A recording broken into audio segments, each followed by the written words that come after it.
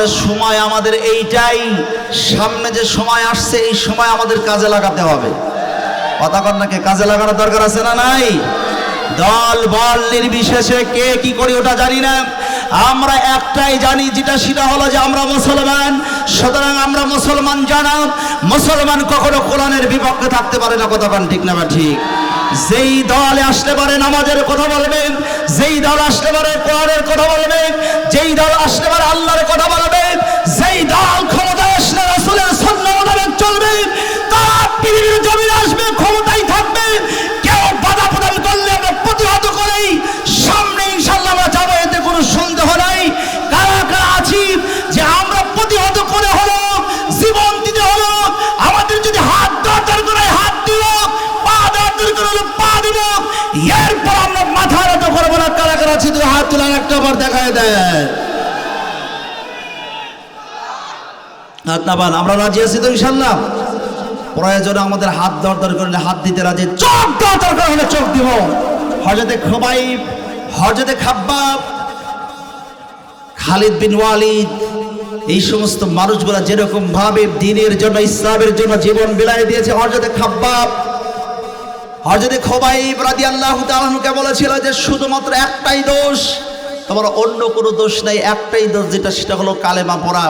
তুমি কালেমা ছাড়বা কিনা বলো, যদি কালেমা ছেড়ে দাও তোমাকে ছেড়ে দেব।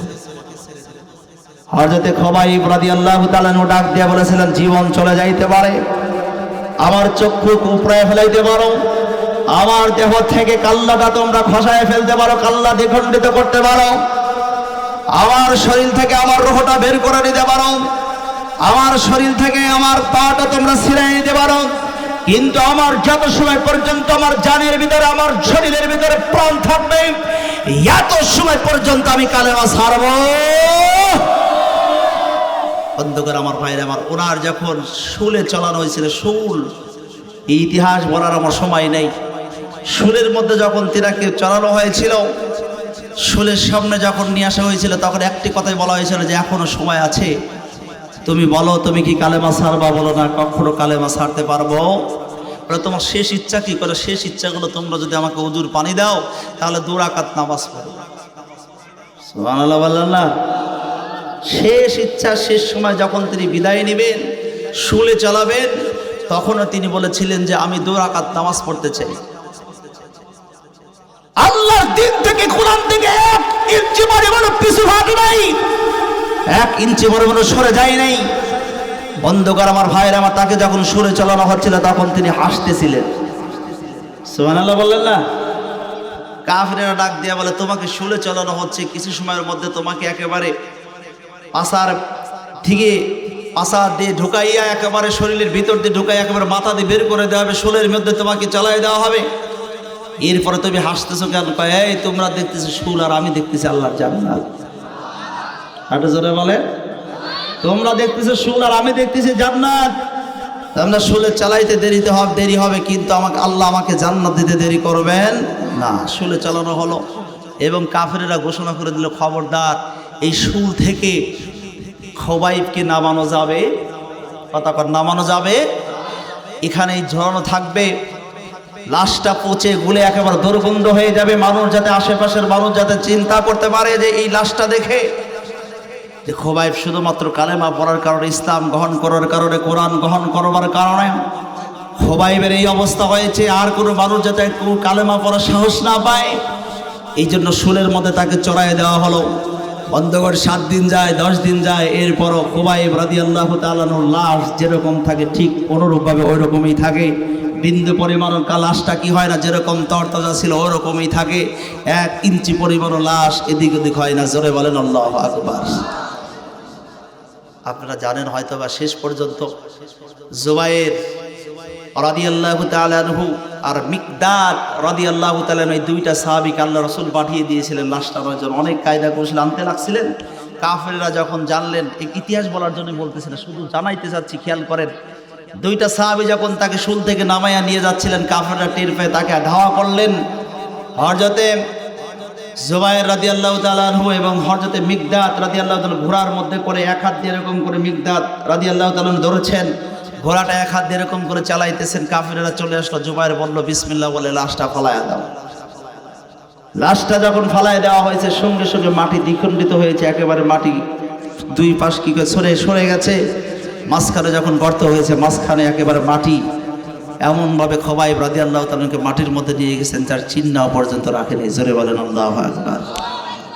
কাফেরদের হাত থেকে আল্লাহ পাক রক্ষা করেছে। এই মুসলমান, কিসের ভয় আমাদের? এই জীবন দিয়েছে আল্লাহ পাক, আমাদেরকে চলে যাইতে হবে, কেউ আমরা থাকতে পারবো না। কথা বলেন ঠিক না ঠিক? নাকি থাকতে পারবো? কেউ আমরা থাকতে আসিনি, থাকতে পারবো না। সুতরাং আমরা কোরআন অনুযায়ী আমরা চলবো ইনশাআল্লাহ। এইবার আসুন, সর্বপ্রথম কোরআন কারা বিশ্বাস করতে পারে না জানেন আপনারা? প্রথমত 4 প্রকারের মানুষ কোরআন সহ্য করতে পারে না। কয় প্রকারের মানুষ? কথা বলা লাগবে। কয় প্রকারের মানুষ? 4 প্রকারের মানুষ। 1 নম্বর, যারা কোরআন সহ্য করতে পারে না তারা হলো চোর। আরো জোরে বলেন, কারা?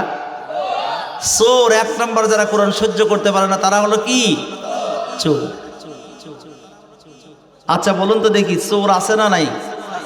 সিরাজগঞ্জে চোর আছে না নাই? চোরের আইন কি? আপনারা তো ভালোই ওয়াজ জানেন। সূরা মায়েদার 38 আর 30 নম্বর আয়াত, والسارق والسارقة فاقطعوا أيديهما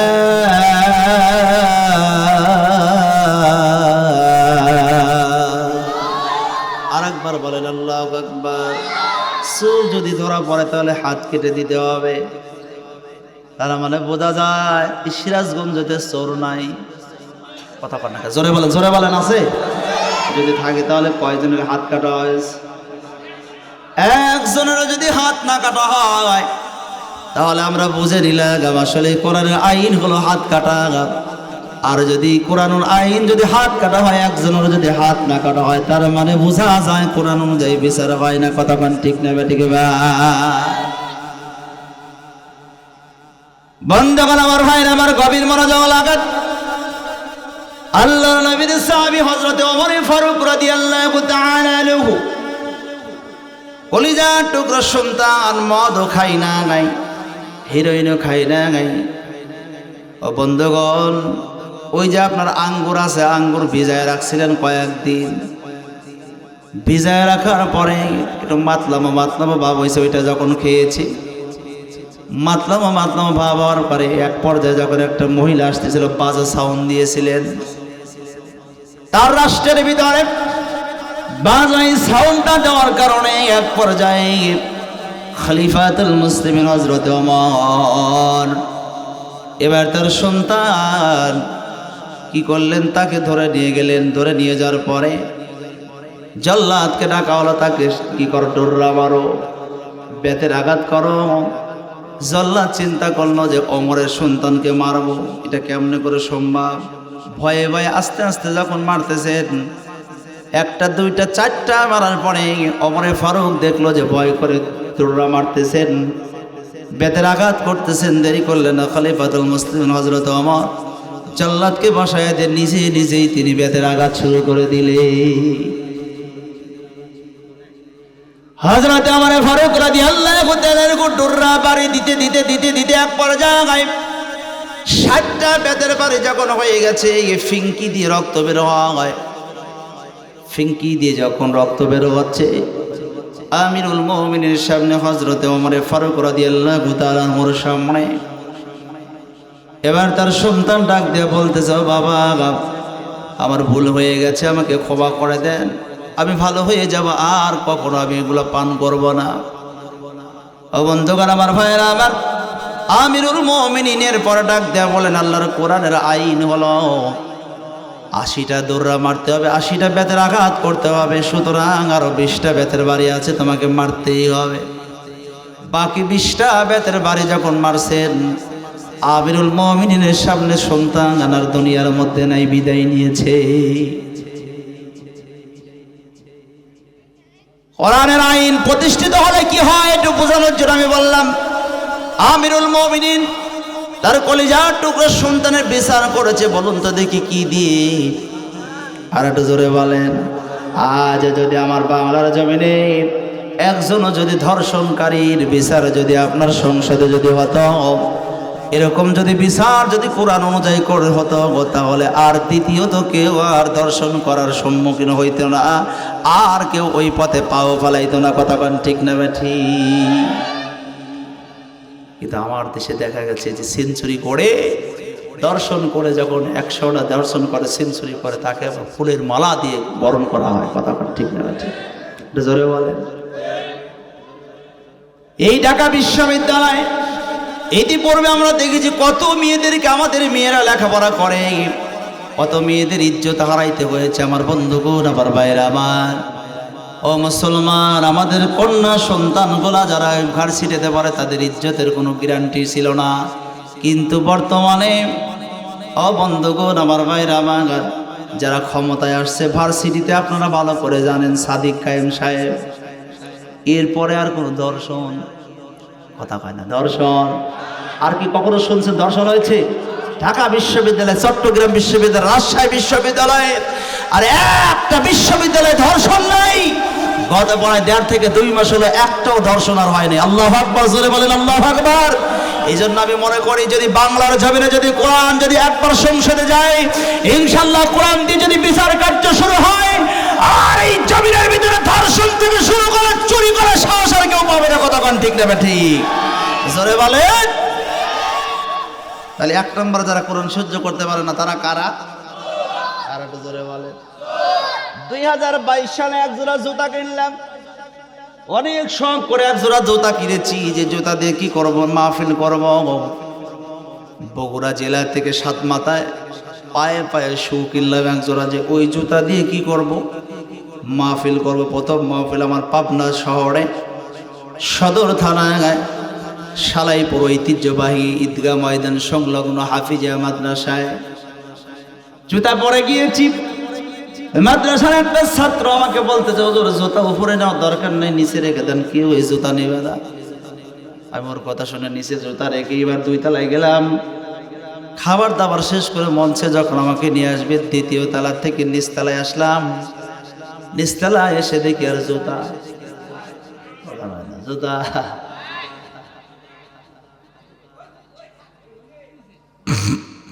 ও নেই, ও আমার কাছে আছে, ও মাদ্রাসার ছাত্র। ও এখন দেখি বাচ্চাটার শরীরে মুখের দিকে তাকায়, দেখে লাল টকটক হয়ে গেছে। সর্বনাশ করলামটাকে, হুজুরের জুতা তার নিচে রাখলাম, ওর মনটা খারাপ হয়ে গেছে। তো ওকে আমি বুকের সাথে জড়াই ধরে বললাম যে বাবা, চুরির কাজ করছে, তোমার মনটা খারাপ। হুজুর আপনার জুতাটা নিচে রেখে দিয়েছি, আমাদের হুজুররা শিক্ষা দিয়েছে জুতা নিচে রাখতে, এই জন্য আমিও রেখে দিয়েছি। কিন্তু আপনার জুতায় চুরি করলো, চোরের কি ধর্ম আছে? এগুলো হলো শেষরা চোর। জোরে বলেন কি চোর? আর একটা জোরে বলেন। আলোচনা কিনতে হবে, জাস্ট 12টা পর্যন্ত 1 মিনিট এদিক ওদিক হবে না, খুব মনোযোগ দেন। ও বন্ধুগণ, আমার বাইরে এগুলো হলো শেষরা চোর। এই যে দেখতেছেন গড়ি চোর, যারা গুড়ি চুরি করে এটা হলো শেষরা চোর। মোবাইল চুরি যারা করে এটা হলো শেষরা চোর। এরপরে আপনার জুতা, জামা, টুপি যারা চুরি করে এরা হলো শেষরা চোর। এই শেষরা চোরের বিচার করে কারা? চেয়ারম্যানের কাছে। কথা কোন ঠিক না? চেয়ারম্যানের কাছে যখন বিচার যায়, মাতেব্বারের কাছে যখন বিচার যায়, পরামানিকদের কাছে যখন বিচার যায়, চেয়ারম্যান থেকে শুরু করে এমপি পর্যন্ত, মন্ত্রী পর্যন্ত, সংসদ পর্যন্ত যারা বিচার কার্য করে, এরা যখন বিচার করতে গিয়েছে একটা চোরের স্যান্ডেল চোরের, চিন্তা করলে স্যান্ডেল চুরির বিচার যদি হাত কাটা হয়, তাহলে আমরা যেই পরিমাণ চুরি করে করে আমরা খেয়েছি, রাস্তা খেয়েছি, এরপরে গম খেয়েছি, চাউল খেয়েছি, কথা কন না, আমরা যেই পরিমাণ চুরি করেছি, ওদের যদি হাত কাটা হয় তাহলে আমাদের গলা কাটার দরকার। কথা কন না কেন সিরাজগঞ্জবাসী? ওরা চিন্তা করে যে বিচার কেমনে করে কোরআন অনুযায়ী করবো, কারণ আমরাই তো বড় চোর। কথা কন না কেন? মুসলমান ইমানদারেরা, কত ওয়াদা, নির্বাচন আগে এটা করে দেবো, ওটা করে দেবো, ঘাট করে দেব, বিধবা ভাতা দেব, তারপর বয়স্ক ভাতা দেবো। আজকে দেখলে এই চাচা ওটা কেন, ও চাচা বিধবা ভাতা দেব, বয়স্ক ভাতা দেব, কিন্তু আজকেও দেখলাম বিধবা ভাতা দেওয়ার জন্য নিতে গেছে, মুরব্বীকে ডাক দিয়ে বললাম না, মহিলাকে ডাক দিয়ে বললাম, মা একটু এদিকে আসেন, আমার সাথে আরো 2 জন ছিলেন, আমি বললাম মা আপনার তো বিধবা ভাতার কার্ড হয়েছে, কত টাকা দেওয়া লাগছে? প্রায় 7,000। বিধবা ভাতা গরিব মানুষ, তার কার্ডটাও করতে 7,000 টাকা নিয়েছে। বয়স্ক ভাতা করতে গেলে তারও টাকা লাগে, কথা কান ঠিক না? গরিব দুঃখীর পাশে যদি এই সমস্ত নেতারা যারা ক্ষমতায় যায় তারাই যদি না দাঁড়াইতে পারে, তাহলে বলুন গরিব দুঃখী যাবে কোথায়? ভোটের আগে কত ওয়াদা, কত কিছু করে দেবে, কিন্তু ভোট হয়ে গেলে টাকা ছাড়া কোনো কিছুই হয় না, কথা কন না কেন? ভোটের আগে চান্দু চাচা হইল আমা গরিব, মন্ত্রী যদি হতে পারি দিমু কোলাবরে, কথা কন ঠিক না? আরো জোরে বলেন। ভোটের আগে চান্দু চাচা হইল আমা গরিব, মন্ত্রী যদি হতে পারি দিমু কোলাবরে।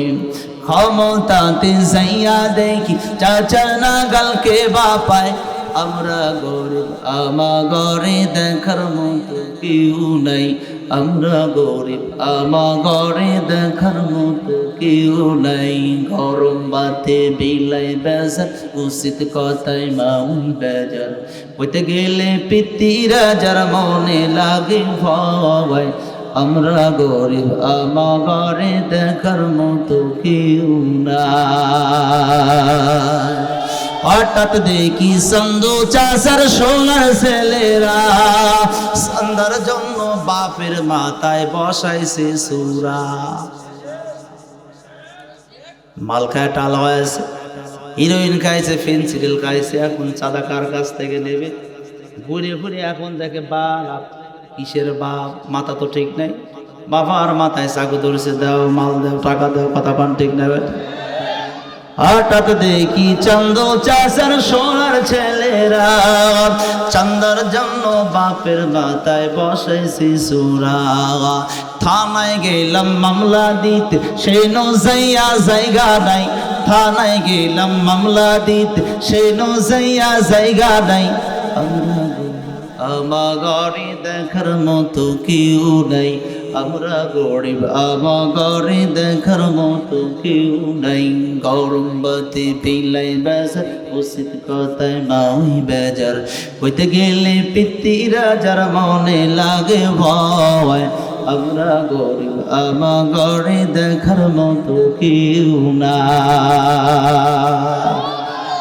ক্ষমতাতে যাইতে পারলে জীবনে একবার, বাড়ি গাড়ি হতে তার দেরি হয় না তার।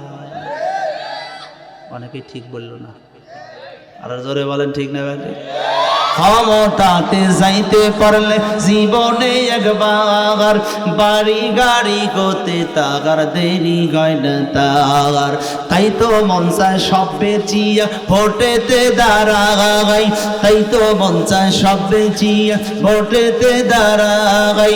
আমরা গরিব আমা গরে দেখার মতো কেউ নাই, আমরা গরিব আমা গরে দেখার মতো কেউ নাই।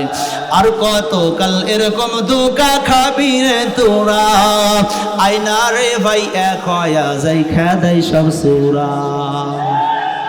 ঠিক?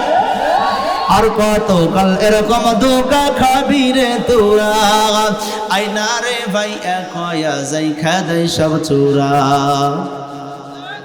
মাজাতে গামছা বান্দিয়া ওদেরকে আজ দাবরা মার, মাজাতে গামছা বান্দিয়া ওদেরকে আজ দাবরা মার।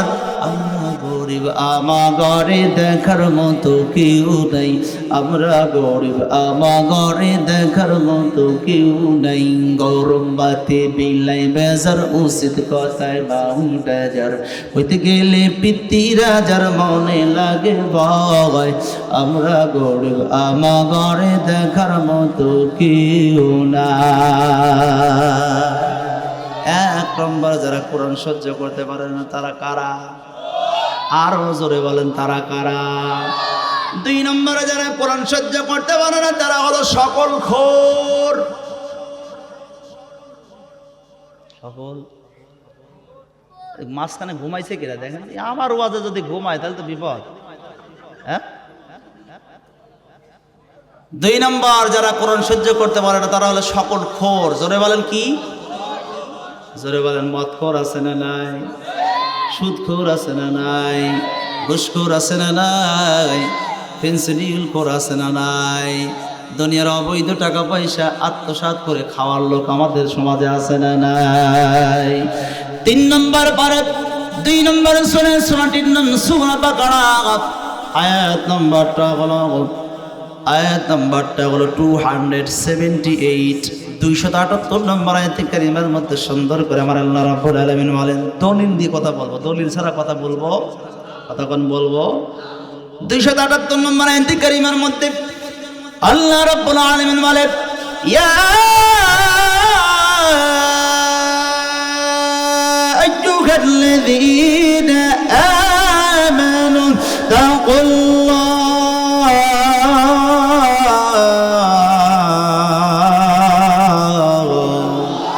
ওয়া যারু মা বাকিয়া মিনার রিবা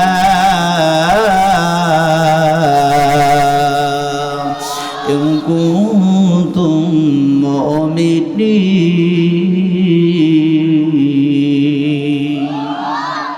আরেকবার বলেন আল্লাহু আকবার।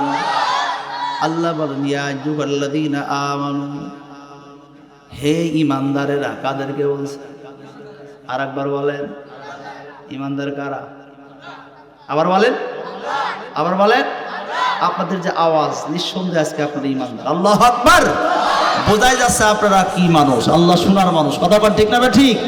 শোনার এই বাংলাদেশে আপনাদের শোনার মানুষ। আমি আমার আলোচনার ভিতরে বুঝে ফেলেছি, আপনাদের আওয়াজ বুঝে, আওয়াজ বুঝতে বোঝা যায়। কথা বলেন ঠিক না? ঠিক। আল্লাহ কবুল করুক, সকলে মিলে পড়েন আমিন। বন্ধুগণ আমার, ভাইয়েরা আমার এলাকায় 3 ঈমানদার ছিল। একজনের নাম ছিল ইমান মল্লিক, ইমান। আর একজনের নাম ছিল ইমান পরামানিক, আর একজনের নাম ছিল ইমান গাইছে। খেজুর গাছ লাগায় না, খেজুর গাছ, ইমান গাইছে বলা হতো। ইমান মল্লিকও মারা গেছে, ইমান পরামানিকও মারা গেছে, ইমান যে গাইসা ছিল সে গাইসাও মারা গেছে। শুধু ইমান আলী, ইমান মোল্লা, ইমান পরামানিক কি হলে এদিকে ইমান পরামানিক, ইমান আলী, ইমান মোল্লা শুধুমাত্র নামে হলে কি চলবে? কথা কন না কেন? আমাদেরকে পুরাপুরি ইমানদার হওয়ার দরকার আছে না নাই? ওই যে ছোটবেলায় আমাদের বাবা মা আমাদের শুধুমাত্র আগা কেটে দিয়েছে, চামড়া কেটে দিয়েছে, আমরা সেই মুসলমান। সেই মুসলমান হয়ে আমাদের কোনো লাভ নাই। আমাদেরকে মুসলমান হতে হবে খোবাইয়ের মতো, খাব্বাবের মতো, খালিদ বিন ওয়ালিদের মতো। কথা বলেন ঠিক না? ঠিক ভাই। জীবন যাইতে দেরি হবে, আল্লাহর জান্নাত দিতে দেরি করবেন না। জান্নাতে যাইতে চান কারা কারা? একটু হাত তোলেন। দেখেন, জান্নাতে যাবে তো হাত তুলতেই, এটা তাড়াতাড়ি তোলা যায় না। লিল্লাহ তাকবীর। জান্নাতে যাইতে চান, হাত নামান। বন্ধুগণ আমার, ভাইরা আমার, খেয়াল করেন তাহলে জান্নাতের 2 মিনিট 5 মিনিট একটু কথা বলে যাই। খেয়াল করেন, আল্লাহ নবী, বিশ্ব নবী হযরতে মুহাম্মদ রাসূলুল্লাহ সাল্লাল্লাহু আলাইহি ওয়াসাল্লাম মিরাজ করলেন। মিরাজ করবার পরে আল্লাহ পাক রব্বুল আলামিন তার দোস্ত হাবিবুল্লাহকে ডাক দিয়ে বললেন, ইয়া রাসূলুল্লাহ, হাবিবাল্লাহ, আপনি একটু কি করেন? জান্নাতটা পরিদর্শন করে আসেন। সুবহানাল্লাহ বললেন। আর একটু জোরে বলেন, জান্নাতটা পরিদর্শন করে আসেন। আল্লাহর নবী যখন জান্নাত পরিদর্শন করার জন্য জান্নাতের গেটের সামনে গেলেন, যায় ব্রেক করলেন। এই বাবা, জান্নাতের গেটের সামনে যা কি করলেন? ব্রেক করলেন। সুবহানাল্লাহ বললেন। আরো জোরে বলেন। জান্নাতের গেটের সামনে যা ব্রেক করেছেন, ব্রেক করে তাকায় দেখে বিশাল বড় একটা সাইনবোর্ড। জোরে বলেন, কি বোর্ড? সাইনবোর্ডের মধ্যে লেখা রয়েছে, ফাদখুলি ফি ইবাদি ওয়াদখুলি জান্নাতি। আচ্ছা বলুন, পাইকারি আরে সকলেই কি জান্নাতে যাবে? আপনারা যারা বসে আছেন, পাইকারি আরে সকলেই কি জান্নাতে যায়? এই আপনাদের এলাকায় কি সবাই জান্নাতে যাবে? বিশ্বাস আছে? এক শ্রেণীর মানুষ যাবে জান্নাতে, আর এক শ্রেণীর মানুষ যাবে জাহান্নামে। একই সাথে আপনাদের এই সিরাজগঞ্জের শহরে গেলেন, আশেপাশে যে বাজার আছে বাজারে গেলেন আলোক দিয়া, না কি বলে, হ্যাঁ বহলি বাজার।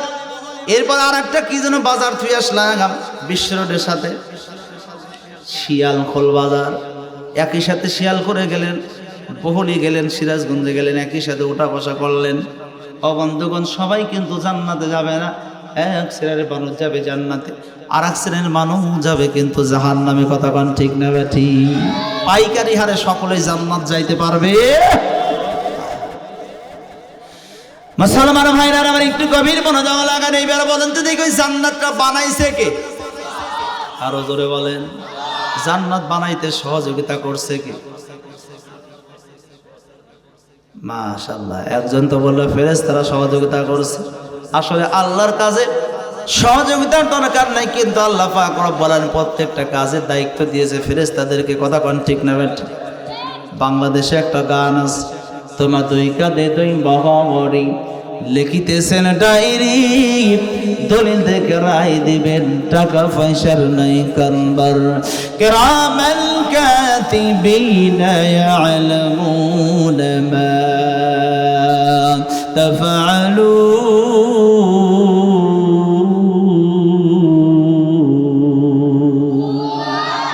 আরেকবার বলেন আল্লাহু আকবার। বন্ধুগণ আমার, ভাইরা আমার, দুই কাঁধে দুইটা ফেরেশতা আছে না নাই? এইবার বলুন, ওই ফেরেশতার সর্দার যিনি, তিনার নাম কি? জিবরাইল। ধরে বলেন কি নাম?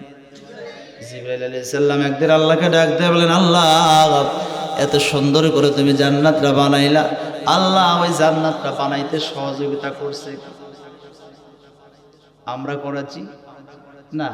আল্লাহর ফেরেশতারা বলতেছে, আল্লাহ তুমি জান্নাতটা বানাইছো এত সুন্দর করে, আর আমরা সহযোগিতা করলাম।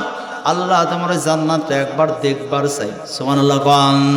আমার আল্লাহ ডাক দিয়ে, জিবরাইল তোমার দরখাস্ত মঞ্জুর। জিবরাইল আলাইহিস সালাম চুমকে উঠে ডাক দিয়ে বললেন, আল্লাহ কিছুই তো বুঝলাম না, তোমার জান্নাতটা তুমি দেখবার চাওয়ার সাথে সাথে দরখাস্ত মঞ্জুর করলা, কিছুই তো বুঝলাম না। আল্লাহ পাক রব্বুল আলামিন ডাক দিয়ে বললেন, জিবরাইল তুমি জান্নাতটা দেখতে চেয়েছো, এই জন্য দরখাস্ত মঞ্জুর, কিন্তু তুমি জিবরাইল যদি জান্নাতে থাকতে চাইতা তাহলে তোমার দরখাস্ত আমি আল্লাহ মঞ্জুর করতাম না।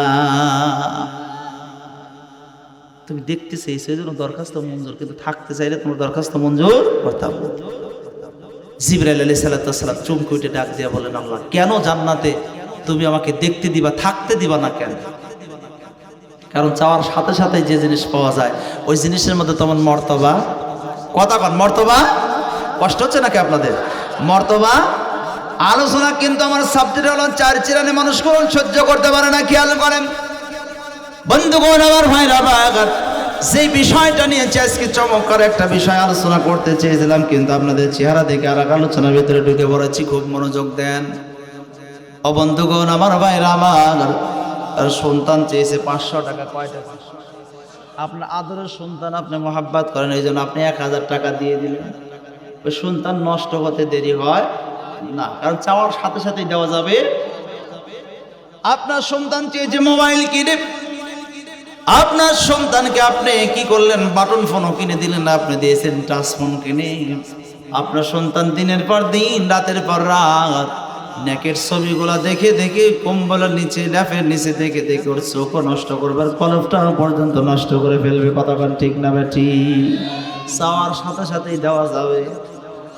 ওই যে এক মায়ের ছোট্ট সন্তান দুধের জন্য আউয়া আউয়া করে কাঁদতেছে, বাড়ির পাশ থেকে খালা দৌড়ে আসছে, চাচি দৌড়ে আসছে, কেন তোর সন্তান কাঁদতে কাঁদতে গলাটা দাবায় ফেলে, দুধ কেন দাও না? আচ্ছা বলুন তো দেখো, ওই সন্তানের জন্য মায়ের দরদ বেশি না খালের দরদ বেশি? আরো জোরে বলেন। মায়ের একধার দুধের দাম কাটিয়া গায়ের চাপ, পায়ের পাফস বানাইলে ঋণের সুদ হবে না, এমন দরদি ভাবে কেউ হবে না আমার মা। মাহাগো মারহাবা কোন। মায়ের ঋণ কি শোধ করাবে? কতক্ষণ যায়? একটা কথা মনে পড়ে গেলে বলে যাই, গত বছর মাহফিলে গেলাম, ফটিকছড়ি মাহফিলে গেলাম, চট্টগ্রাম ফটিকছড়িতে। এবারও মাহফিল নিয়েছি 24শে জানুয়ারি ফটিকছড়িতে। যে মাহফিল করে আসছিলাম ওই ঠিক একই মঞ্চে আগে বছরও যাব 24শে জানুয়ারিতে ওই ফটিকছড়িতে মাহফিলে গেলাম। আমার ক্যামেরাম্যানও ছিলেন। ওই মাহফিলে যখন গেলাম মিশারের নামাজের পরে ওই বাড়িওয়ালা এসে আমাকে ডাক দিয়ে বলো, হুজুর আমি এত বড় একটা অপরাধ করেছি, এত বড় একটা ভুল করেছি হুজুর, ওই গুনাহ আল্লাহ পাক, ওই অপরাধ আল্লাহ পাক কখনো ক্ষমা করবে না। আমি হাতটা চেপে ধরে বললাম, কি এমন অপরাধ করেছেন ভাই? ডাক দিয়ে বলতেছে, হুজুর অপরাধটা হলো আমার বাড়িতে আমি থাকতাম আর আমার স্ত্রী থাকতো আর আমার সন্তান আছে আর আমার মা ছিল। মাটা মাঝে মধ্যেই বিছানাতে পায়খানা করে ফেলতো, পোশাক করে ফেলতো। আমার স্ত্রী আমাকে একদিন ডাক দিয়ে বলে, দেখো তোমার মা যদি তোমার বাড়িতে থাকে তাহলে কিন্তু তোমার বাড়িতে আমি থাকবো না, তোমার ভাত আমি খাবো না, কারণ তোমার বেতন হলো 20,000 আর আমি তোমার স্ত্রী আমার বেতন হলো 22,000। আমি কোনো অংশে তোমার থেকে কমতি নয়, সুতরাং তোমার মা যদি বাড়িতে থাকে তাহলে আমি তোমার ভাত খাবো না, তোমাকে ডিভোর্স দিয়ে আমি কিন্তু চলে যাব। হুজুর আমি কি করব? এক পর্যায়ে আমি কি করব, আমার মাটাকে নিয়ে আমি বৃদ্ধাশ্রমে রেখে আসলাম। চট্টগ্রামের যে বৃদ্ধাশ্রম আছে বৃদ্ধাশ্রমে আমি রেখে আসলাম। বৃদ্ধাশ্রমে রেখে আসার কিছুদিন পরে 6 মাস যখন পার হয়েছে, গরমের দিন, আমার মা আমাকে একটা খবর দিয়েছে। ওই বৃদ্ধাশ্রমে দারোয়ানকে দিয়ে খবর দিয়েছে যে বাবা আমি আর বেশি দিন হয়তো বা বাঁচবো না, অল্প দিনের মধ্যে আমি চলে যাব দুনিয়ার বুক থেকে, একটা বার তোর চেহারা দেখবার চাই, একটা কথা বলবার চাই। সন্তানটা ডাক দেওয়া বলতেছে, আমার মা সাথে সাক্ষাৎ করার জন্য আমি চলে গেলাম বৃদ্ধাশ্রমে। মার সামনে যখন আমি বললাম, মার সামনে যখন আমি হয়েছি, আমি ডাক দিয়ে বললাম, মা কি বলবা বলো? ওই বাবা রে তোর কাছে আমি একটা ওসিয়ত করবো। বলে কি ওসিয়ত? মা কয় ওসিয়ত হলো আমি যখন দুনিয়ার মধ্যে থাকবো না, যখন মৃত্যুবরণ করবো, এ বাবা তোর কাছে আমার চাওয়া হলো তুই আমার মাথার উপরে এই জায়গায় একটা ফ্যান লাগাইয়া দিবি। আমি যখন মা মারা যাব, আমার ওসিয়ত হলো তুই এখানে একটা ফ্যান লাগাইয়া দিবি। আমার সন্তান ডাক দিয়া বলতেছে, মা তুমি যদি না থাকো তাহলে এখানে ফ্যান লাগায় লাভ হবে কি?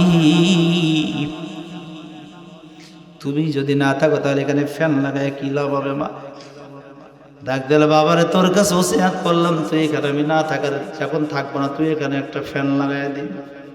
সন্তান আবারও ডাক দেওয়ালে, মা গো মা এখনই আমি ফ্যান লাগাই দিই। কয় না এখন ফ্যান লাগানো লাগবে না, তোর কাছে ওসিয়ত হলো আমি চলে যাওয়ার পরে তুই এখানে একটা ফ্যান লাগাইয়া দিবি। সন্তান আবার ডাক দিয়ে বলেছে, মা আমি ফ্যান লাগাই দেবো ঠিক আছে, কিন্তু কেন তুমি মারা যাওয়ার পরে চলে যাওয়ার পরে এখানে ফ্যান লাগায় লাভ হবে কি? মা ডাক দিয়ে বলতেছে, বাবারে ওই কনকনা শীতের ভিতরে তুই যখন ছোট্ট ছিলি দুধের বাচ্চা, তোকে আমি তোর মা ডান পাশে হাতের উপরে নিয়ে তোকে আমি ঘুম পাড়ায় দিয়েছি। ঘুম পাড়তে পারতে এক পর্যায়ে তুই আমার কি করেছিস, কোলটা পরে পোশাক করে দিয়েছিস। বাবা তুই যখন কোলটা পরে পোশাক করে দিয়েছিস, তোর বাবা উল্টা দিক হয়ে ঘুমাইতেছিল। তোর বাবা তোর দিকে তোর কোনো নজর নাই, খেয়াল নাই, কিন্তু আমি মা ঘুমাইতে পারি নাই, বিরক্ত বোধ হই নাই। বাবা আমি তোকে ঘুম থেকে উঠিয়ে তোর পোশাকটা চেঞ্জ করলাম, এরপর আমার পোশাকটাও চেঞ্জ করে দিয়ে পরিবর্তন করে দিয়ে আবার তোকে আমি বাম কাঁধের মধ্যে বাম হাতের উপরে নিয়ে ঘুম পাড়ায় দিলাম। বাবার কিছু সময় পরে তুই আবার বাম পাশে পোশাক করে দিলি। এরপর আমি রাগ করি নাই, তোকে ঠেলা দিয়ে সরাই দিই নাই। আবার আমি কি করলাম, ঘুম থেকে জাগ্রত হইয়া পোশাকটা আমি চেঞ্জ করে দিলাম। আমিও নিজেও পোশাকটা চেঞ্জ করে আবার তোকে আমি কি করলাম, চেঞ্জ করে দিয়ে চিন্তা করলাম, বাম পাশে তাকায় দেখি পোশাক, ডান পাশেও তাকায় দেখি পোশাক। তোকে কোথায় রাখবো রে বাবা? আমি তোর মা আমার বুকের উপরে নিয়ে সারাটা রাত আমি তোকে ঘুম পাড়ায় দিয়েছি। আমি কখনো তোকে কষ্ট পাইতে দেই নাই। গরমের দিন যখন ছিল, এত গরম, মাঝে মধ্যে বিদ্যুৎ থাকতো না, কারেন্ট চলে যাইতো, আমি তোকে হাত পাকা আর বাতাস দিয়ে আমি তোকে ঘুম পাড়াই দিতাম। আমি মা কখনো বিরক্ত বোধ হই নাই, বারবার করে তোকে আমি খেদমত করেছি, তোকে আমি কষ্ট না মনে করে তোর আমি কি করেছি, সুন্দর করে তোকে খাওয়াই দিয়েছি, আপ্যায়ন করেছি, নিজে না খায় তোর মুখের মধ্যে খাবার তুলে দিয়েছি। আর তুই আজকে আমাকে বৃদ্ধাশ্রমে রাখছিস, রাখ, কিন্তু আমাকে যে রুমের মধ্যে রাখছিস ওই রুমটার মধ্যে উপরে একটা ফ্যান পর্যন্ত নাই। আমি মা গরমের জ্বালা যন্ত্রণা সহ্য করতে পারি না রে বাবা। তোর একটা সন্তান আছে, আমার বিশ্বাস হয় আমি মারা যাওয়া কিছুদিন পরেই তোর সন্তানটাও তোকে বৃদ্ধাশ্রমে রাখবে, কারণ আমি তোকে কষ্ট দেই নাই, তুই আমাকে কষ্ট দিলি। আমার মনটা ডাক দিয়া কয় তোর সন্তানও তোকে বৃদ্ধাশ্রমে রাখবে। আর তোকে যে রুমের মধ্যে রাখবে, হঠাৎ যদি এই রুমের মধ্যে রাখে, যদি ফ্যান না থাকে, আমি মা কবরের জগতেও যা শান্তি পাবো না। এই জন্য বলি রে বাবা, তুই কি করবি, আমি মারা যাওয়ার পরে তুই এখানে একটা ফ্যান লাগাই দিবি, যাতে করে তুই বৃদ্ধাশ্রমে আসার পরও যাতে গরমে তোর কষ্ট না হয়। আল্লাহু আকবার, জোরে বলেন একবার আল্লাহ। বন্ধুগণ আমার ভাইয়েরা, আমার গভীর মনোযোগ লাগান। তাহলে আমি বলতেছিলাম 2 নম্বরে যারা কোরআন সহ্য করতে পারে না তারা কারা? সকল খোর। ইয়া আইয়ুহাল্লাযীনা আমানু তাকুল্লাহ, হে ঈমানদারেরা, ঈমানদারেরা ভয় করবে কাকে? ইত্তাকুল্লাহ, আল্লাহকে। ওয়াদারু মা বাকিয়া মিনার রিবা, সুতরাং যারা সুদের মধ্যে আছে, ঘুষের মধ্যে আছে, তোমরা কি করো? সুদ আর ঘুষকে পরিত্যাগ করো। বলুন তো দেখি আমাদের সমাজে সুদ আর ঘুষ আছে না নাই? দেখবেন সুদও খায়, ঘুষও খায়, আবার সামনের কাতারে নামাজও পড়ে।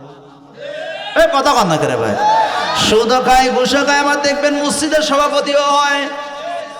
কথা কন না। আবার দেখবেন একেবারে ইমাম বরাবর পিছনে দাঁড়ায় সুদ কর, ঘুষ কর, আর তার জন্য আবার যায় নামাজও আলাদা। কথা কন ঠিক না? ঠিক। বন্ধুগণ আমার বাইরে, আমার গভীর মনোযোগ লাগান। ইন কুনতুম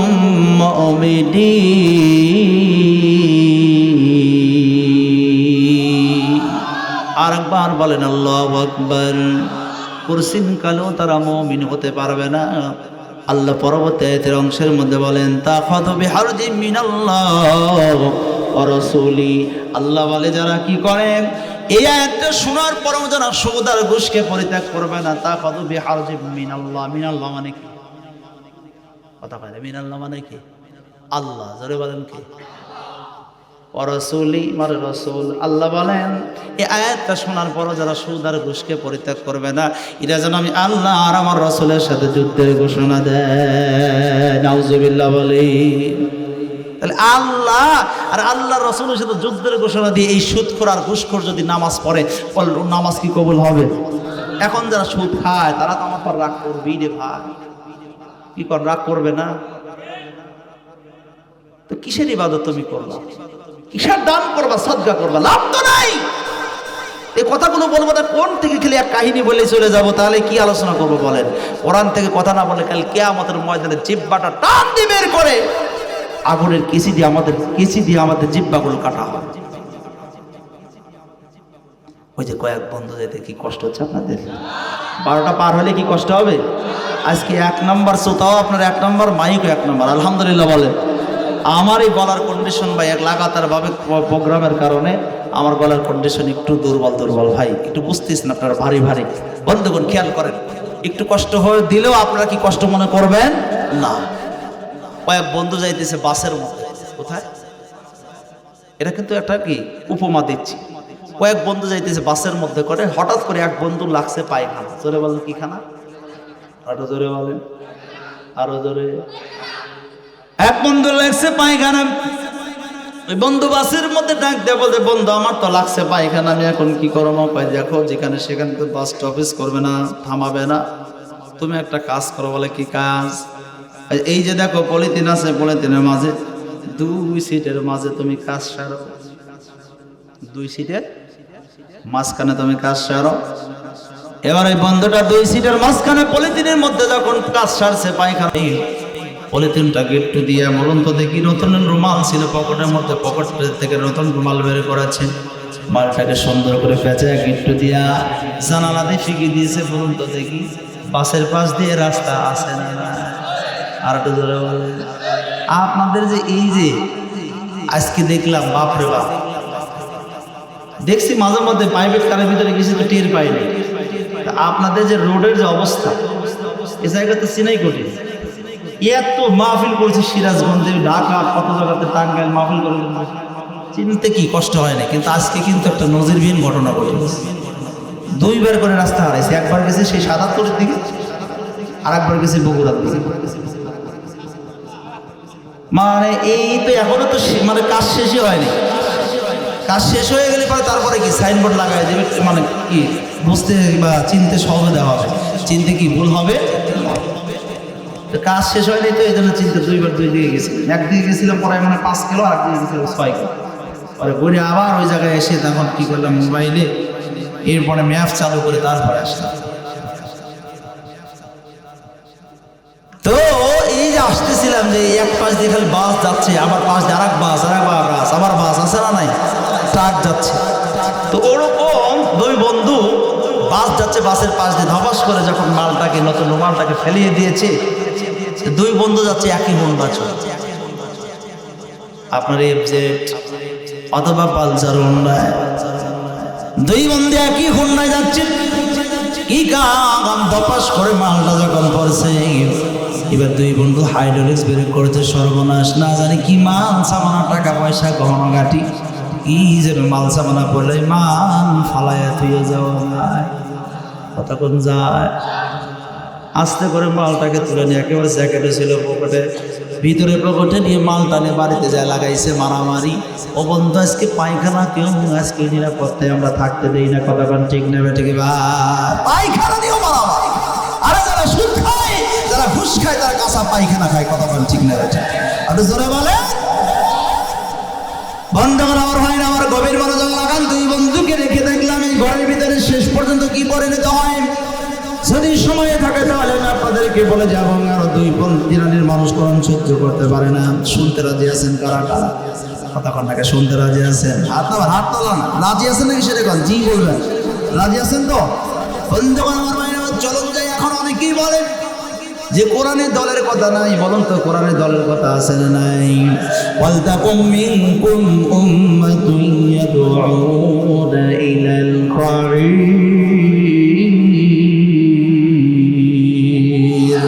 ওয়া ইয়া'মুরুনা বিল মা'রুফি ওয়া ইয়ানহাউনা আনিল মুনকার ওয়া উলাইকা হুমুল মুফলিহুন।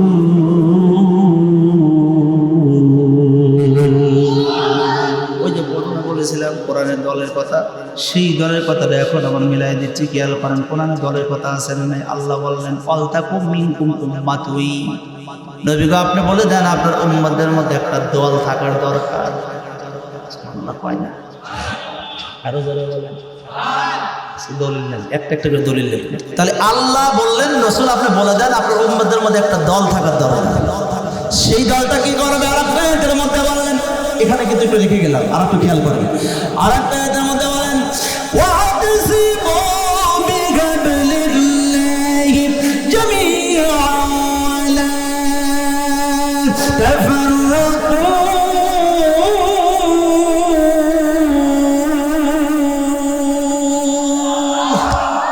তোমরা ছিন্ন ভিন্ন হয়ো না, বিচ্ছিন্ন হয়ো না, বরং তোমরা কি হও, আমার রজ্জুটাকে, আমার রশিটাকে, আমার কোরআনটাকে তোমরা শক্ত করে ধরো। সুবহানাল্লাহ কি কালকে বলবেন? আর একটু জোরে বলেন। আল্লাহ বললেন তোমরা কি ছিন্ন ভিন্ন হয়ো না, এক হয়ে যাও। তোমরা কি হয়ে যাও? এক হয়ে তোমরা আমার রশিটাকে, কোরআনটাকে শক্ত করে ধরো। জোরে বলেন কি করে থাকবে? কোরআনটাকে শক্ত করে ধরা লাগবে। এই অ্যাটেনশন, খেয়াল করেন। কোরআনটা আর মাত্র কয়েক মিনিট আছে ভাই, অলরেডি বেজে গেছে 56 আর 4 মিনিট। খেয়াল করেন তাহলে কি কোরআনটাকে রশিটাকে কি করতে হবে? শক্ত করে ধরতে হবে। আমাদের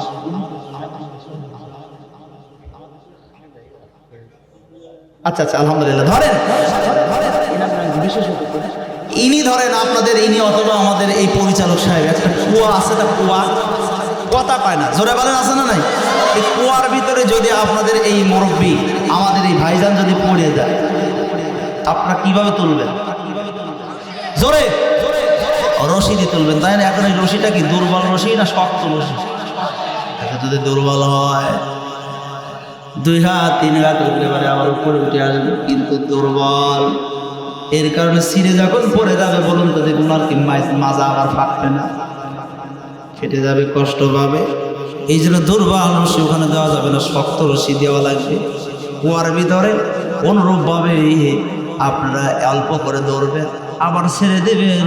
কোরআনের হক কথা যখন বলা হবে তখন আপনারা মন্দ বলবেন, হুজুর খালি রাজনীতি করে। এরপরে যখন কোরআনের অনুযায়ী যখন দেশটা চালানোর কথা বলা হবে তার হুজুর খালি রাজনীতি করে। আসলেই হুজুর রাজনীতি করে, রাজনীতি কোরআনে আছে না নাই? কথা বলেন আছে না নাই? আল্লাহ রাসূল রাজনীতি করে গেছেন, সাহাবী আজমাইনরা রাজনীতি করে গেছেন। অবন্ধুগণ আমার ভাইরা আমার, আমরা করলে পারে দোষ কোথায়? ওদের একটাই ভয়, একটা বার যদি সংসদে কোরআন যায়, আলেম ওলামা যায়, এই দেশটা যখন কোরআন দিয়ে চলবে কমসে কম 20 বছর 30 বছর তারা আর ক্ষমতায় আসতে পারবে না। কথা বলেন ঠিক না ঠিক ভাই? কথা বল বন্ধুগণ আমার ভাইরা আমার, খেয়াল করেন। তাহলে আমরা কি করবো? আল্লাহর রজ্জুটাকে কোরআনটাকে শক্ত করে ধরবো। রাজি আছেন তো? কথা বলেন, রাজি আছেন? শক্ত করে ধরতে হবে। খেয়াল করেন, এখন কিছু কিছু তেল তেলা শয়তান আছে, দেখবেন হুজুরদের খালি ভুল ধরে বেড়ায়। বিশেষ করে আমি গিয়েছিলাম আপনাদের যে বগুড়া নন্দীগ্রাম, আবারও 7 তারিখে মাহফিল আছে নন্দীগ্রাম বগুড়াতে। এই নন্দীগ্রামে যখন আমি গেলাম, যাওয়ার পরে গাড়ি থেকে নামার পরে যখন ঘরের মধ্যে ঢুকছি, এখন দেখি এত সুন্দর ডেকোরেশন হচ্ছে, দেখে আমি অবাক হয়ে গেলাম। ঘরের মধ্যে ঢোকার পরে মোবাইলের দিকে তাকায় দেখি একটা নেটওয়ার্ক নেই, মাটির ঘরে নেটওয়ার্ক। ওই এলাকায় এবার মাটির ঘর বেশি। নওয়াটাতে এরকম, নওয়াটা রাজশাহী নওয়াটাতে গেলাম, যা দেখি মাটির ঘর, এখানে নেটওয়ার্ক পায় না। এরকম একটা হুজুর নওয়াটাতে, রাজশাহী নওয়াটাতে থাকেন, তো হুজুর থাকেন মাটির ঘরের মধ্যে, নেটওয়ার্ক। হুজুরের যখন কথা বলা দরকার হয়, হুজুর তখন জানালা এরকম করে হাত বের করে দিয়ে লাউড দিয়ে কথা বলে। ওই মসজিদের মুসল্লি দেখছে নাম বলে তার সুমন, এই সুমন ভাই ডাক দিয়ে বলতে, হুজুর এত কষ্ট করে আপনি মোবাইলে কথা বলেন, যখন কথা বলা লাগে বাহিরে হাত দিয়ে লাউড দিয়ে কথা বলেন, মাত্র 300 টাকা খরচ করেন। পয়সা আরো জোরে, মাত্র 300 টাকা খরচ করে মোবাইল একটা ইঞ্জিনিয়ার আপনি উপরে লাগাই দেন, আর নেটওয়ার্কের আর কোনো সমস্যা হবে না। সময়ের কথা শুনে হুজুর 300 টাকা দিয়ে একটা ইঞ্জিনিয়ার লাগাই দিয়েছি মাটির ঘরের উপরে, আর নেটওয়ার্কের সমস্যা হয় না। কিন্তু ওই রাস্তায় যাচ্ছে একদম তেল তেলা শয়তান, ওই তেল তেলা দেখছে যখন, ওই তেল তেলা এবার বলতেছে নাউজুবিল্লাহ নাউজুবিল্লাহ, জিকির করতে করতে কোনোদিন মসজিদে যায় না। ওই দিন ওযু করেছে, যেমন সমান করে ওযু করে মসজিদের মধ্যে ঢুকছে, ঢুকে কয় নাউজুবিল্লাহ নাউজুবিল্লাহ। সভাপতি কয়, কে রে তুই জীবনে কোনোদিন মসজিদে ঢুকিস না, আর আজকে তুই মসজিদে ঢুকি নাউজুবিল্লাহ নাউজুবিল্লাহ মারতেছিস কেন? ঘটনা কি? আমি কি সাদের মসজিদে আসি না? তোমাদের ইমামের বাড়িতে আমি নিজে দেখে আসলাম, ইমাম টিভি দেখতেছে, আমি নিজে চোখে দেখে আসলাম ইমাম টিভি দেখতেছে। আচ্ছা বলেন, ইমাম কি টিভি দেখছে? কথা বলেন, ইমাম কি টিভি দেখছে? এখন সভাপতিও কয় নাউজুবিল্লাহ, মসজিদের সেক্রেটারিও কয় নাউজুবিল্লাহ, কিশিয়ারও কয় নাউজুবিল্লাহ, সদস্য যারা আছে মুসল্লিরা তো সব নাউজুবিল্লাহর জিকির শুরু করেছে। এমন সময় ইমাম সাহেব হুজুর জোহরের সময় মসজিদের মধ্যে ঢুকতেছেন, ডাইন পাওতে ঢুকতেছেন আর দোয়া পড়তেছেন, আল্লাহুম্মা আফতাহলি আবওয়াব রাহমাতিক বলে যখন ডান পাও মসজিদের মধ্যে দিয়েছে, সভাপতি কয় ইমাম সাহেব হুজুর তোমার পিছনে নামাজ চলবে না, নামাজ পড়বো না। নামাজ ইমাম সাহেব ওদের মন্দিরে যে ফজরের নামাজের ইমামতি করে গেলাম, কোনো সমস্যা নাই, আর এখন জোহরের সময় কেন আমার পিছনে নামাজ হবে না? সভাপতি সাহেব কি জন্য নামাজ হবে না একটু বলে দেন। নামাজ এই জন্যই হবে না কারণ তুমি টিভি দেখো। ইমাম সাহেব হুজুর কয় আল্লাহর কসম করে বললাম টিভি দেখা তো অনেক দূরের কথা, জীবনেও কোনোদিন আমি টিভি আমার ঘরে আনি নাই।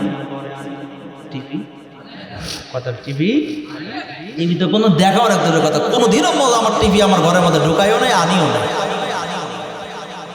মুসলমান ভাইরা আমার ডাক দেওয়া মানতেছে না, জলতলা শয়তান। হুজুর আপনি অবিশ্বাস করতে পারেন, আমি নিজ চোখে দেখে আসলাম আপনার ঘরের উপরে ইঞ্জিনিয়ার। তো ভাই ইঞ্জিনিয়ার দেখছো ঠিক আছে, কিন্তু ওইলাম টিভির ইঞ্জিনিয়ার, ওইটা হলো mobile engineer. Engineer mobile engineer. আমার ওই যে সুমন ভাই ওই যে ওখানে আছে, শুনে দেখেন। সুমন ভাই বলেছে 300 টাকাতে একটা ইঞ্জিনিয়ার লাগাই দিলে পারে নেটওয়ার্কের আর সমস্যা হয় না। আমার আজকে বেশ কিছুদিন হলো নেটওয়ার্কের আর সমস্যা হয় না। তেলতেলা গোয়েন্দা ডাক দিয়ে বলতেছে যে মনে করেছিলাম ভাই। এই মনে করার উপরেও অনেক আলেম আমাকে জেলখানার মধ্যে মৃত্যুদণ্ড দিয়েছে। এই মনে করার উপরেও, শুধুমাত্রই মনে করার উপরে সন্দেহমূলকভাবে অনেক আলেম আমাদেরকে ফাঁসির কাস্টে ঝুলাইয়ে দিয়েছে। কথা বলেন ঠিক না ঠিক? আরো জোরে বলেন ঠিক না ঠিক? ও মুসলমান ইমানদারের, এই মনে করার উপরেও নিরপরাধ মানুষগুলাকে একেবারে পাথর দিয়ে দিয়ে কি করেছে, বিদায় করে দিয়েছে। দোষ কিন্তু তাদের একটা, অনেক কিছুই নয়, একটাই দোষ, তারা হক কথা বলা, আল্লাহর কোরআন থেকে কথা বলা। কথা বলেন ঠিক না ঠিক? বন্ধুরা আমার ভাইরা, আমার গভীর মনোযোগ দিয়ে কথাগুলি একটু খেয়াল করেন। যেই কথা আমি আপনাদের সামনে বলতেছিলাম, তাহলে আমাদের মসজিদের মাহফিল, আমরা যারা এখানে আছি আজকে ওয়াদাবদ্ধ হই জীবনে আর কোনোদিন নামাজ আমরা ছেড়ে দিব। কতক্ষণ নামাজ ছেড়ে দেব? রাজি আছেন? ইমানদার যদি হতে চান, মুমিন যদি হতে চান, মুত্তাকি যদি হতে চান, বলুন নামাজ কি ছাড়া যাবে? কতক্ষণ ছাড়া যাবে? উসিল করো, নামাজ ছাড়া যাবে না। একটা কথা বলেই আমি আলোচনা শেষ করবো, অলরেডি 12টা 3 বেজে গেছে, আর হয়তো বা 3 থেকে 4 মিনিট সময় লাগবে। ভাই গভীর মনোযোগ লাগান। বন্ধুগণ, আল্লাহ রাসূল সাল্লাল্লাহু আলাইহি ওয়াসাল্লাম সাহাবী আজমাইনদের কলাই আবু বকর, ওমর, উসমান, আলী এবং হযরত বিলাল সহ কয়েকজন মিলে যখন রাস্তাতে আসতেছে, আস্তে আস্তে মরুভূমির ভিতরে মাগরিবের নামাজের সময় হয়, আসরের নামাজের সময় হয়ে গেছে। আসরের নামাজের সময় যখন হয়ে গেল, আসরের সময় এবার যখন মুয়াজ্জিন সাহেব আযানের সময় হয়ে গেছে, বিভিন্ন জায়গায় আল্লাহ রাসূল হযরত বিলালকে ডাক দিলেন, বিলাল তুমি কি করো? আযান দিয়ে দাও।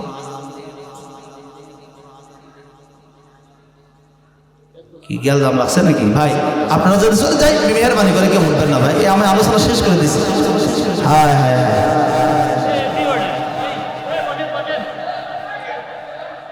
এই আপনাদের এত সময় আলোচনা শুনে কি এটাই বোঝাইলেন গেলজাম হচ্ছে? হোক ভাই, শোনেন শোনেন শোনেন ভাই, মেহরবানি করে বসেন বসেন।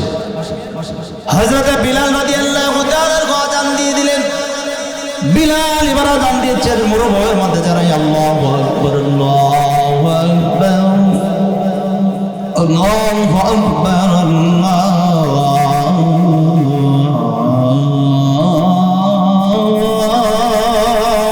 আকবার। বিলাল মধুর কণ্ঠে আযান দেয়। আল্লাহর নবী তাকায় দেখে কয়েকজন কিশোর সন্তান, কারো বয়স 9 বছর, কারো বয়স 10 বছর, কারো বয়স 11 বছর, কারো বয়স 12 বছর। এই কিশোর সন্তান বিলাল আযান দেয়, আযানের শব্দগুলো শোনে, আর কিশোর সন্তানগুলা ওরাও মুখে মুখে বিলাল বলে আশহাদু আল্লা ইলাহা ইল্লাল্লাহ, ওরাও বলে আশহাদু আল্লা ইলাহা ইল্লাল্লাহ। ব্যাস খায়, এরকম ব্যাস খায় না, অনেক ছোটরা মুখ ব্যাসে না। বন্ধুগণ আমার ভাইরা আমার, মসজিদের সামনে একটু খেয়াল করেন, আমাদের এই মসজিদ আসে, আমাদের মসজিদ কোন জায়গা? এটাই মসজিদ, এই যে সরি এটাই মসজিদ। এই মসজিদের সামনে দাঁড়ায় মুয়াজ্জিন সাহেব আযান দিচ্ছে, আর সভাপতি সাহেব দাঁড়ায় আছে, সেক্রেটারি সাহেব দাঁড়ায় আছে।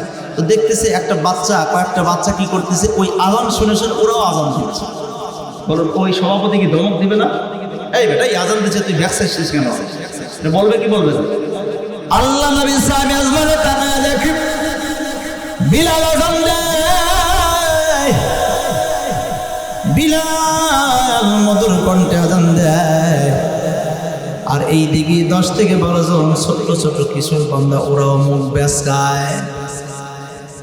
বিলাল বলে আশহাদু আন্না মুহাম্মাদুর রাসূলুল্লাহ, ওরা বলে আশহাদু আন্না মুহাম্মাদুর রাসূলুল্লাহ। বিলালের আযান যখন শেষ হয়ে গেল, আল্লাহর নবী কিছুই বললেন না, মুস্কি হেসে বাচ্চাদেরকে ডাক দেয়া বললেন, তোমরা এদিকে আসো।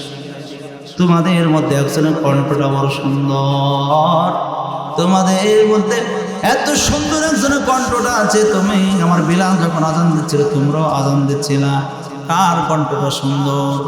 সবাই একটা বাচ্চাকে দেখায় দেয়, ওই বাচ্চাটার নাম হলো আবু মাহজুরা। আবু মাহজুরা। এই আবু মাহজুরার দিকে সবাই আঙ্গুল দেখায়। আবু মাহজুরার দিকে এখন সময়ের ভিতরে হাতটা তুলে বলে, আমার সেই কণ্ঠ। আল্লাহ নবী ডাক দিয়ে বলে, আবু মাহজুরা তুমি কি করো? তুমি এবার আযান দাও। ও বন্ধুগণ, আমার ভাইরা আমার, এবার যখন আবু মাহজুরাকে বলল আযান দাও, আবু মাহজুরা বলে, না আযান দিতে পারবো না। বলে, কেন আযান দেবে না? আযান কাকে বলে আর কি শব্দগুলো বড় লাগে আমি তো জানি না, তুমি আযান দিলা, তোমার পথের মধ্যে আমি কাটা বিছালাম, তুমি আমার প্রতিশোধ দাও, তুমি আমাকে খেদমত করো, আমার মাথার মধ্যে পটি লাগায় দাও। তুমি সাধারণ কোনো মানুষ নও, তুমি বলে রাহমাতাল লিল আলামিন। ওয়া মা আরসালনাকা ইল্লা রাহমাতাল লিল আলামিন।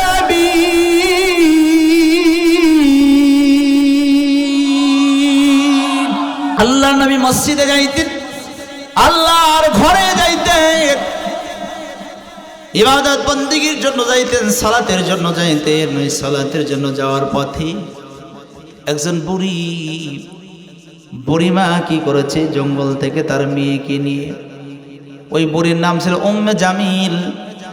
উম্মে জামিল আর তার মেয়ের নাম ছিল হলো জামিলা। মেয়েটাকে নিয়ে জঙ্গল থেকে কাটা নিয়ে আসতেন, কাটাগুলো নিয়ে এসে রাস্তায় পুঁতে দিতেন।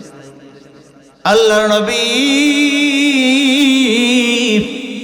ওই রাস্তাতে যাইতেন, কাটাগুলো তুলতে তুলতে যাইতেন, কোনো কাটা আল্লাহর নবীর পায়ের মধ্যে বিঁধে যাইত। এরপরও কোনোদিন আল্লাহর নবীকে করণে বদদুয়া দেন নাই, কখনো আঘাত পান নাই। আঘাত পাওয়ার পরও তিনি ওই বুড়ির নামে কখনো কি করেন, আল্লাহর কাছে বদদুয়া করে নাই। যাইতে যাইতে বেশ কিছুদিন যাওয়ার পরে একদিন হঠাৎ করে আল্লাহ নবী দেখেন প্রতিদিন এই রাস্তার ভিতরে কাটা পুঁতে রাখে, আজকের কাটা নাই। একদিন চলে গেল, 2 দিন চলে গেল, 3 দিন যখন পার হয়ে গেল, এবার আল্লাহ নবী চিন্তায় পড়ে গেলেন, সর্বনাশ, একটা বুড়ি প্রতিদিন আমার জন্য রাস্তায় কাটা পেতে রাখতো, আজ কেন আমার রাস্তার মধ্যে কাটা নাই? কি জন্য কাটা দেওয়া হয় নাই? না জানি অসুস্থ হয়ে ঘরে পড়ে গেছি, চিন্তার মধ্যে পড়ে গেলেন। এবার হযরত আবু বকর ওমরকে ডাক দেয়া বলেন, আবু বকর ওমর, প্রতিদিন আমার রাস্তার মধ্যে কাটা পুঁতে রাখতো যে বুড়ি উম্মে জামিল, আজ 3 দিন পর্যন্ত আমার রাস্তার মধ্যে কাটা পুঁতে না, একটু খবর নিয়ে দেখো উম্মে জামিল কি আসলে অসুস্থ হয়েছে কিনা। আবু বকর ওমর এবার যখন কি করেন, খবর নেওয়ার জন্য গেলেন, খোঁজ খবর নিয়ে দেখে আসলে ওটাই, খোঁজ খবর নিয়ে দেখলেন যে আসলে ওটাই বুড়ি এবার অসুস্থ হয়ে ঘরে পড়ে আছে। আল্লাহ নবীকে যখন বললেন, আল্লাহর নবী হযরত আবু বকর ওমর 2 জন সাহাবীকে নিয়ে বুড়ির বাড়ির সামনে চলে গেলেন। বাড়ির সামনে যাইয়া দেখতে বলেন, বুড়ি মা একটু দরজাটা খোলো না গো মা, দরজাটা খোলো না গো মা। এবার বুড়ি তার মেয়েকে উম্মে জামিলা, জামিল তার উম্মে জামিল তার মেয়েকে ডাক দিয়ে বলল, এই জামিলা যাও, তুমি দরজাটা খুলে দাও, দেখো তো কি আসলো। এবার আস্তে করে দরজার পাশ দিয়ে ফুকসি মেরে তাকায় দেখে, যার জন্য আমি আর আমার মা জঙ্গল থেকে কাটা নিয়ে এসে রাস্তায় পুঁতে দিতাম, সেই নবী ঘরে দরজা। আল্লাহু আকবার বলে, ঘরের দরজার সামনে সেই বুড়ি। শুধু তাই নয়, সাথে আবু বকর আছে, আর যেই মানুষটাকে দেখলে সবাই ভয় পায় সেই ওমরও আছে। সুবহানাল্লাহ বললেন না? না জানে আজকে খবর আছে আমার মা আর আমাকে না জানে আজকে একেবারে শেষ করে ফেলবে, হত্যা করে ফেলবে। এমন সময় মেয়েটা এবার মাকে ডাক দিল, মা ওই দরজার সামনে আর কেউ ডাকতেছে না, যার জন্য তুমি কাটা পুঁতে দিতে, আমাকে সহ তুমি কাটা পুঁতে দিতে, সেই মুহাম্মদুর রাসূলুল্লাহ ঘরের দরজায়। মা শুধু সেই মুহাম্মাদই নয়, তার সাহাবী আবু বকর আছে, ওমরও আছে, যে গরম সাহাবী। ওমরের সামনে কেউ যাইতে সাহস পায় না। শয়তান 40 দিন পর্যন্ত উনি যে রাস্তায় যায় শয়তানও যায় না। সেই ওমরও কিন্তু আছে। বুড়ি থরথর করে কাঁপা শুরু করলেন, মেয়েটাও থরথর করে কাঁপা শুরু করলেন। আল্লাহ নবী ডাক দিয়ে বলেন, মা, ও মা, ঘরের দরজাটা খুলে দাও, একটু তোমার সাথে সাক্ষাৎ করবার চাই। উম্মে জামিল ডাক দেয়া বলে, এ মুহাম্মদ, তোমার রাস্তায় আমি কাটা পুঁতে দিতাম, এই জন্য তোমার পায়ের মধ্যে হয়তো বা বেঁধেছে, অনেক কষ্ট পেয়েছো। আজকে আমাকে প্রতিশোধ নেওয়ার জন্য তোমার 2 সাহাবীকে নিয়ে আসছ। ডাক দিয়া বলে, মা, না না, এই জন্য তোমার ঘরের সামনে আসি নাই মা, একটা বার তোমার আমি খেদমত করবার চাই। দরজাটা খুলে দিয়ে দেখো উম্মে জামিল ডাক দিয়া বলে, ওই মুহাম্মদ যখন মা বলে যখন ডাক দিয়েছে মুহাম্মদ, উম্মে জামিল বলে, মুহাম্মদ যখন মা বলে ডাক দিয়েছে, আমার কলিজার ভিতরে কেমন যেন মনে হলো এফেক্টেড হয়ে গেল, আলো জ্বলে উঠলো। আমি আমার মেয়েটাকে ডাক দিয়ে বললাম, জামিলা, তাড়াতাড়ি করে ঘরের দরজা খুলে দাও। যেই মানুষ মা বলে ডাক দেয় আর কলিজার মধ্যে জ্বলে ওঠে, এই সাধারণ করে মানুষ নয়, ঘরের দরজা তুমি খুলে দাও। এবার যখন ঘরের দরজা খোলা দেওয়া হলো, আল্লাহ নবী বসে বসে কপালের মধ্যে হাত দিয়ে দেখে কপালটা পড়ে যাচ্ছে জ্বরে। এমন সময় আল্লাহ নবী নিজেই পটি লাগাইয়া এক পর্যায়ে যখন সুস্থ হয়ে গেল, ডাক দিয়া বলল যে, মক্কার মানুষগুলা বলল, তোমার মতো খারাপ মানুষ কেউ নাই, এ মুহাম্মদ, আমি কথা দিলাম তোমার মতো ভালো মানুষ এই জমিনে আর একটাও নাই। তোমার রহমাতুল লিল আলামিন, তোমার পথের মধ্যে আমি কাটা বিছালাম, তুমি আমার প্রতিশোধ আলইয়া তুমি আমাকে খেদমত করো, আমার মাথার মধ্যে পটি লাগায় দাও। তুমি সাধারণ কোনো মানুষ নও, তুমি বলে রহমাতুল লিল আলামিন। ওয়া মা আরসালনাকা ইল্লা রাহমাতাল লিল আলামিন।